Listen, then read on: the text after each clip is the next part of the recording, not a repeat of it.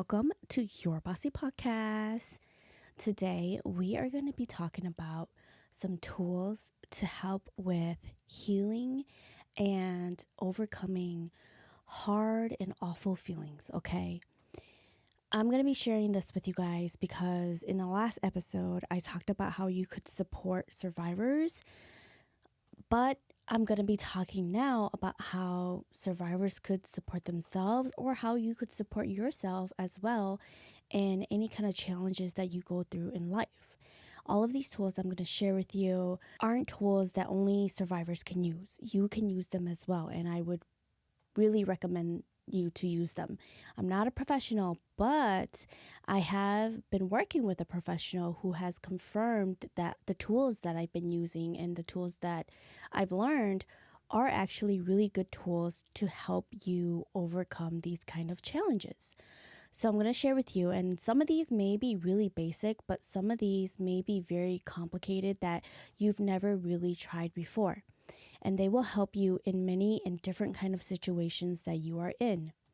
As a CSA survivor myself, I have gone through many barriers, and I've had to learn all kinds of coping mechanisms to help me overcome them. When one thing doesn't work, I have to try another thing. When that other thing doesn't work, I have to try another one. If trying another one doesn't work, then I have to try multiple all at within one day, right? To actually feel better. So I'm going to give you the tools on how to help yourself during those challenges, okay? The first few that I'm going to list out for you are pretty simple, and I'll give you the reason why it's helpful, okay? Taking a bath. Taking a bath is simple, and it's something that it's easier to do, but I know some people don't like to be in their, in a pool of their, so they say, filth, okay? I understand that, but taking a bath or a nice shower will help you feel better. It will help your body feel better, feel more rested and calmed as well. So there's that. There are things like doing your nails and face mask that you could do. Those are more of self-care things that it's easier to pop on and you're good to go, okay?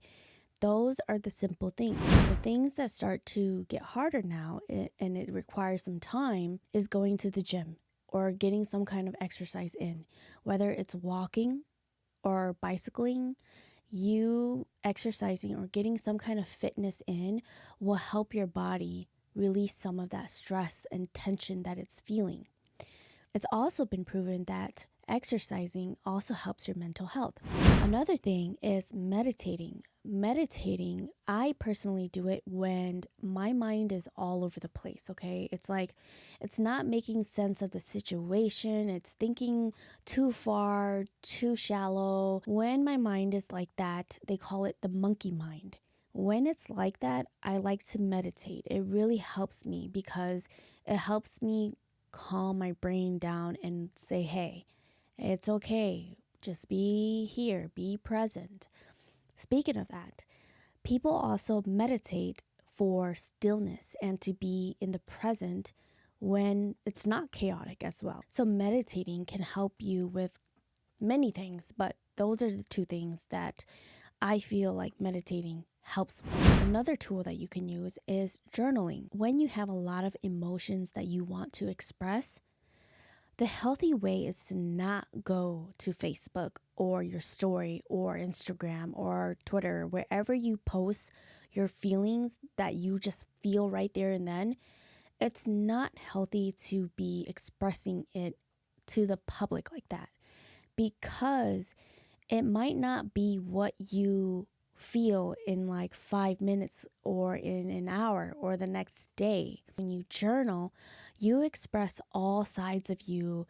And even if you don't feel those things an hour or the next day, it's a safe space for you to know that you once felt this, but you don't regret it because it's a safe space.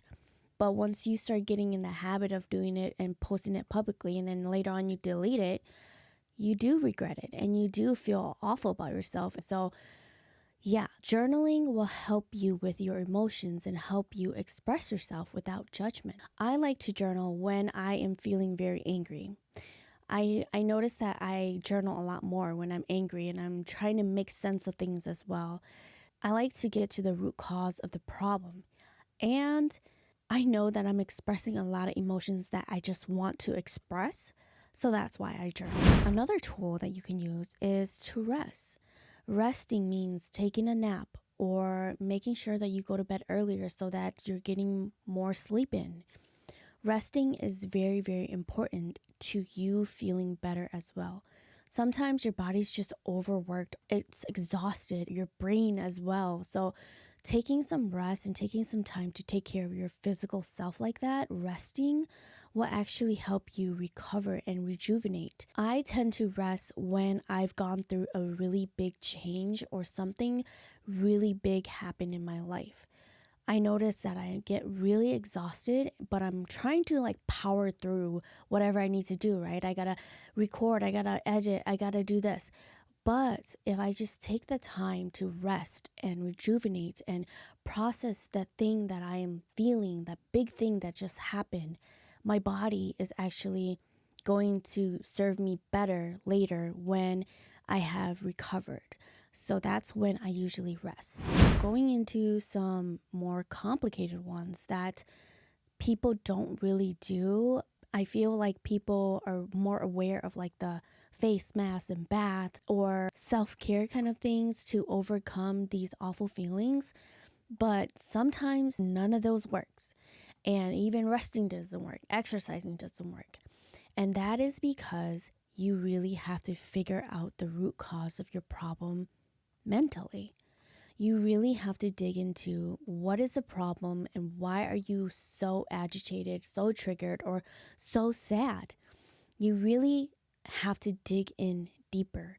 And I know that a lot of people don't want to go into that soft spot or that fragile area because they don't want to be vulnerable. They don't want to express themselves. They don't want to show that they're weak. And so they're not willing to dig into that and to heal that and overcome that. So they power through and then they go on survival mode. But when you have done all these kind of things and you still can't figure out what's wrong with you, and all of these things, right? When something is wrong with you, you're easily agitated. Your window of tolerance is really, really narrow because you are bothered by something or you have faced something traumatic and you have not healed that yet. And so when your window of tolerance is very small and you are easily agitated and negative, then you got to figure out what is the root cause so you can better yourself and then you can show up better for other people as well. So how do you do this? Basically, you can either do it by journaling or you can just do it mentally. Keep asking yourself questions to get to the root cause of the thing that is bothering you. Once you start asking yourself, it's going to probably start off very generic, like, why am I mad? Okay, I'm mad because of this. But why is this the reason why I'm mad? Because of this person. Why did this person make me mad? It's because of them saying that I did this and that. So then you start to get to the root cause, and maybe the root cause is that it was a specific word that they said that triggered you and you don't like that word. That is how you get to the root cause of the problem and how you end up solving these hard feelings that face mask and baths don't help, okay? That is something that's more complex and something that only emotionally intelligent people can actually handle and do for themselves because it takes somebody who is really self-aware and who's willing to challenge that in order to complete something like this. Another thing that you can do to help this awful feeling that you feel is to simply stop thinking. And it's not stop thinking like, okay, I'm just going to be there like a statue and I'm not going to think about anything. No, I'm talking about stop overthinking.